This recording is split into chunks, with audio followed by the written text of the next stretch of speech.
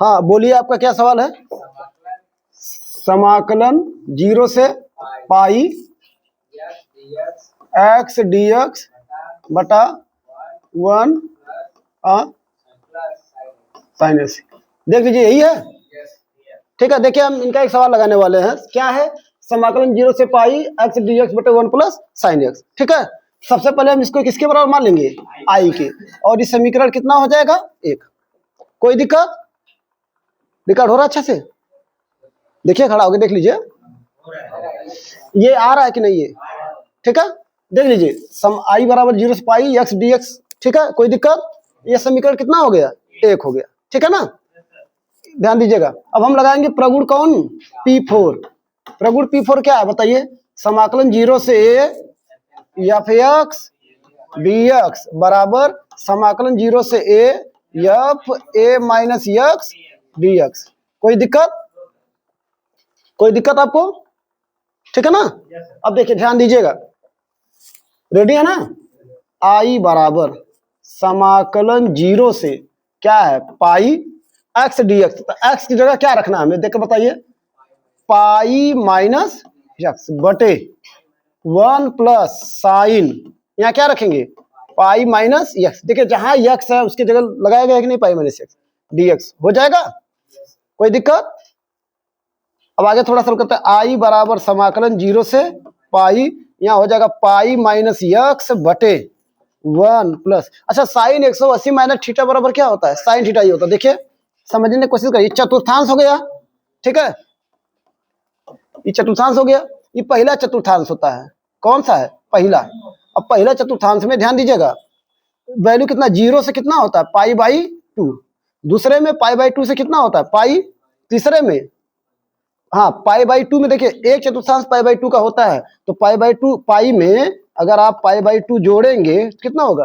3 pi by 2। मतलब इसका limit होगा 3 पाई बाई 2। फिर इस यहाँ पर कितना हो जाएगा? 2 पाई। ठीक है, देखिएगा, तो ये पहला चतुर्थांश, ई कौन है? दूसरा, ई तीसरा और ई चौथा। तो जो दूसरा चतुर्थांश, इसमें साइन का मान पॉजिटिव होता है। साइन और कोसेक का मान इसमें क्या होता है? पॉजिटिव होता है। इसमें टैन और काट का मान पॉजिटिव होता है, और इसमें सेक और कोसेक का मान पॉजिटिव होता है, और इसमें सभी का मान क्या होता है? पॉजिटिव, ऑल पॉजिटिव होता है। ठीक है, इधर देखिएगा, तो साइन 180 माइनस थीटा मतलब दूसरे चतुर्थांश में है ना, और पाई के साथ प्रवृत्ति चेंज नहीं होती है। अगर साइन है तो साइन ही रहेगा, और साथ में क्या लिख देंगे? यक्स। यहाँ डी एक्स हो जाएगा, और ये समीकरण कितना हो जाएगा? 2। ठीक है, इधर देखिए, अब समीकरण 1 और 2 को हम ऐड करेंगे। समीकरण 1 और 2 को क्या करेंगे? ऐड करेंगे। यहाँ देखिए, लिखना होगा आपको समीकरण 1 और समीकरण 2 को क्या करने पर? जोड़ने पर। ठीक है, अब जोड़िए, आई और ई आई, टोटल कितना हो जाएगा? 2i बराबर। अब देखिए, दोनों का हर सेम है, सेम है ना, तो दोनों का पहले लिमिट लिख लेते हैं। 0 से कितना है? पाई, और दोनों का हर कितना है? 1 प्लस साइन एक्स। जब हर सेम होता है तो जो अंश होता है उनको नॉर्मली जोड़ देते हैं। तो इसका अंश कितना है? यक्स, और इसका अंश कितना है? पाई माइनस यक्स, और बगल में क्या लिख देंगे? D x. ठीक है, यहाँ से 2i बराबर 0 से पाई। अब देखिए, यक्स से यक्स कट जाएगा, बचेगा पाई बटे 1 plus sign x D x. कोई दिक्कत? आगे 2i बराबर, पाई बाहर कर दीजिए, समाकलन 0 से पाई 1 बटा क्या बचेगा? 1 plus sign x D x, यही बचेगा ना। ध्यान दीजिएगा, 2i बराबर पाई 0 से कितना हो? पाई, परमेयीकरण कर दीजिए। क्या करिए?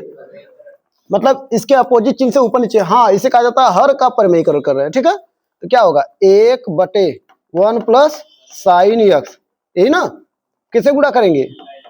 1 माइनस साइन एक्स से, बटे यहां पर भी किसे गुणा करेंगे? 1 माइनस साइन एक्स से। समझ आया इतना? देख लीजिए, तो 2i बराबर हो जाएगा पाई समाकलन 0 से पाई, इसका गुणा करेंगे 1 माइनस क्या होगा? साइन एक्स बटे है देखा, एक कोष्टक में a प्लस बी, दूसरे में a माइनस बी, वर्गांतर का सूत्र है ना, वर्गांतर का क्या सूत्र होला, a square minus B square, समझ आ रहा है, dx। इतना देखिए, इतना में कोई दिक्कत, कहीं समझने में दिक्कत पूछ सकते हैं आप, समझ आ रहा पूरा। आगे देखिएगा, हम लोग यहाँ तक पहुंचे हैं ना, ये याद कर लीजिए क्या था, बोलिए, समाकलन, हाँ 2i बराबर था ना 0 से पाई, आगे 1 माइनस साइन एक्स बटे 1 minus sine square x dx, यही था ना, देखते रहिएगा। तो 2i बराबर 0 से पाई 1 माइनस साइन एक्स बटे 1 माइनस साइन स्क्वायर थीटा बराबर कास स्क्वायर थीटा, यह क्या हो जाएगा, कास स्क्वायर एक्स dx, समझ आ रहा है।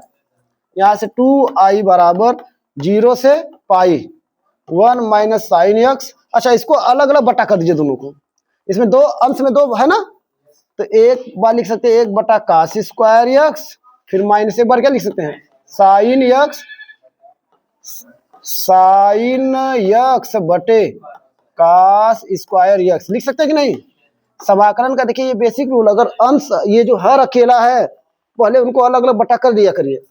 तो 2i बराबर 0 से पाई 1 बटा कास स्क्वायर थीटा बराबर क्या होगा, सेक स्क्वायर थीटा, ये ना, माइनस, इसको हम दो बार लिख सकते हैं, जैसे 1 बटा कास एक्स लिख सकते हैं इंटू साइन एक्स बटे कास एक्स, लिख सकते हैं कि नहीं, स्क्वायर दो बार इसको ब्रेक कर सकते हो ना, यहाँ हो जाएगा dx। आगे देखिए 2i बराबर 0 से पाई, यहाँ हो जाएगा सेक स्क्वायर एक्स माइनस 1 बटा कास बराबर क्या होता है भैया, सेक एक्स इंटू साइन बटा कास tan एक्स होता है, यहाँ हो जाएगा dx। फिर आगे देखिए, कहाँ हो, हाँ बाहर जो पाई कॉमन लिए थे, हाँ तो यहाँ लिख देंगे पाई बाहर रहेगा कॉमन, बहुत बहुत धन्यवाद आपको, यहाँ क्या रहेगा पाई, ठीक है। आगे देखिए, तो 2i बराबर हो जाएगा पाई समाकलन, अब सेक स्क्वायर का समाकलन क्या होता है, tan एक्स होता है, तो समाकलन हटा दे, समाकलन डायरेक्ट कर देना, क्या होगा बताइए, tan एक्स फिर minus sec X into tan X का क्या होता है, सेक एक्स, यहाँ हो जाएगा सेक एक्स, लिमिट कितना है 0 से कितना तक हो, पाई तक, पाई तक है। तो 2i बराबर पाई, अब पहले क्या रखेंगे, पाई रखेंगे ना, देखिए tan, बोलिए पाई, फिर माइनस सेक क्या रखेंगे पाई, पहले अपर लिमिट रख दिए, ठीक है, फिर बीच में कौन सिंबल लगाते हैं, माइनस, अब क्या रखेंगे 0 ना, tan 0 माइनस सेक 0, कोई दिक्कत।